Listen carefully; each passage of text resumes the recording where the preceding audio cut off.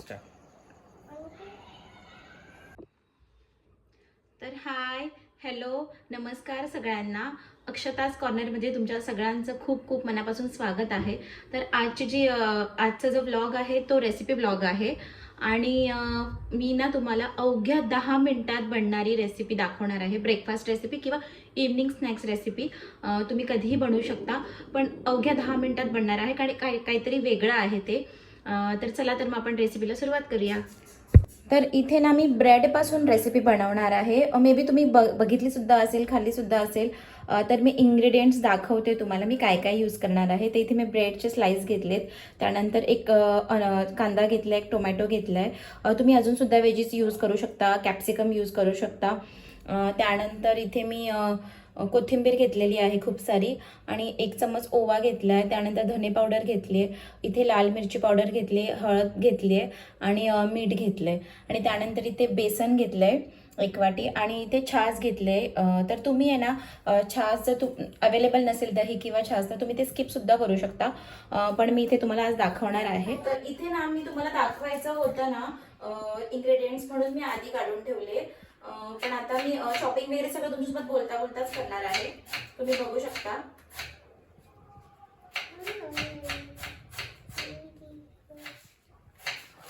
तर इथे ना मी विसरले आता, ऍक्च्युली आधी ब्रेड कट करून घ्यायला हवे होते, पण मी इथे तुमच्यासोबत बोलण्यामध्ये ना आधी कांदा चॉप करायला घेतलाय. आणि ना मध्ये मध्ये तुम्हाला मी ह्याचा खूप आवाज येईल, कारण आहे ना ती खूप बडबड करतेय.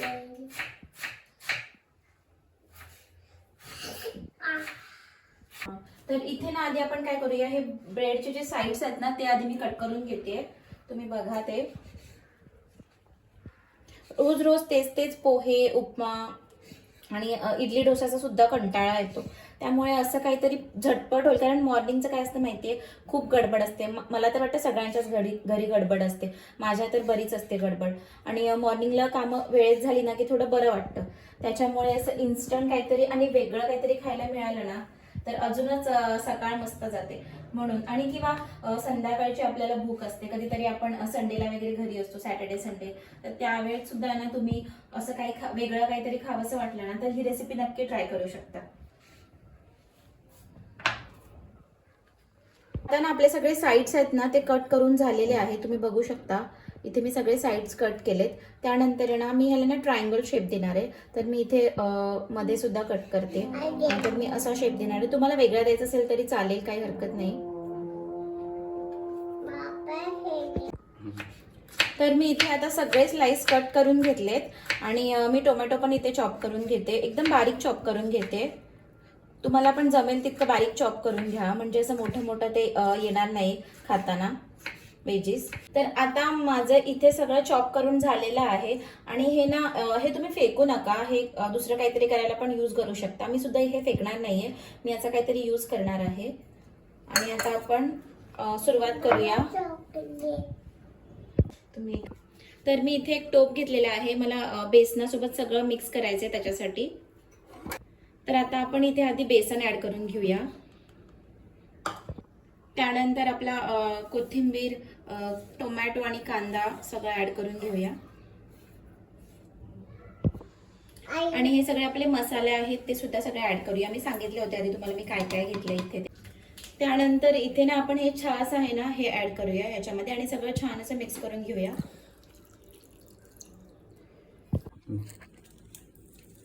इथे मी हे मस्त मिक्स करून घेते, आणि ह्यात आपण अजून थोडं थोडं पाणी ऍड करूया. मी इथे वाटीमध्ये पाणी घेतलं होतं, ते सुद्धा मी थोडं थोडं टाकते.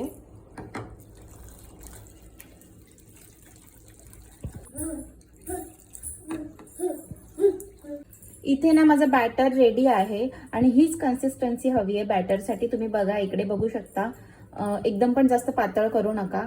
आणि त्यानंतर माझं बॅटर रेडी झाल्यानंतर मी लगेच आहे ना इथे गॅसवरती माझा पॅन गरम होण्यासाठी ठेवलेला आहे. गरम झालेला आहे, मी त्याच्यामध्ये 1 टेबलस्पून ऑइल ऍड करते. तर आता ना आपलं तेल पण गरम झालंय चांगलं. तर मी इथे ना हे स्लाइस आपल्या बॅटरमध्ये ऍड करते, आणि चांगलं डिप करून घेते. त्याच्यावरती व्हेजीस पण तुम्ही असं ऍड करू शकता, आणि लगेचच आहे ना आपण ह्या पॅनमध्ये ते ऍड करूया. बघा,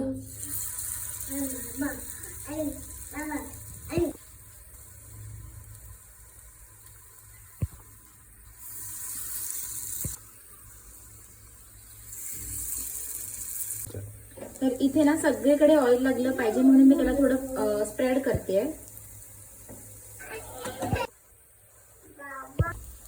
तर ना एका मिनिटात आहे ना मी आता इथे लगेच हे दुसऱ्या साईडला पलटून घेते.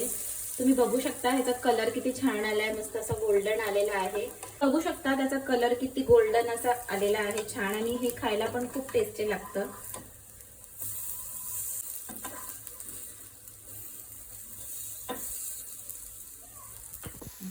तर हे ना आता इथे रेडी झालेले आहे. हे मी आता काढते आणि बाकीचे पण असेच फ्राय करून घेते. तुम्ही ना डीप फ्राय सुद्धा करू शकता इथे, पण ते जरा जास्त ऑइली होऊन जाणार, कारण ब्रेड कसं ऑइल सोक करून घेते. तर मला हे कमी ऑइल मध्ये केलेलं चांगलं वाटतंय, त्यामुळे मी हीच रेसिपी दाखवली आणि तुम्ही सुद्धा नक्की ट्राय करा ही. तर तुम्ही इथे बघू शकता आपलं मसाला बेसन टोस्ट रेडी आहे आणि खरंच बघून आहे ना तोंडाला पाणी सुटतंय आणि आम्ही आता खाणार आहोत ते. आणि तुम्ही पण नक्की ट्राय करा ही रेसिपी. आवडली असेल तर अशा छोट्या छोट्या रेसिपीज जर तुम्हाला आवडत असतील ना तर मला नक्की सांगा, मी अजून छान छान रेसिपीज घेऊन येईल. मला कमेंट करा अशा क्विकली इन्स्टंट अशा recipes, breakfast, evening snacks recipes तुम्हाला हव्या असतील तर मी ह्याच्यावरती व्हिडिओज घेऊन येईल. आपण सिरीज करूया. तर व्हिडिओ आवडला असेल तर please like, share and subscribe.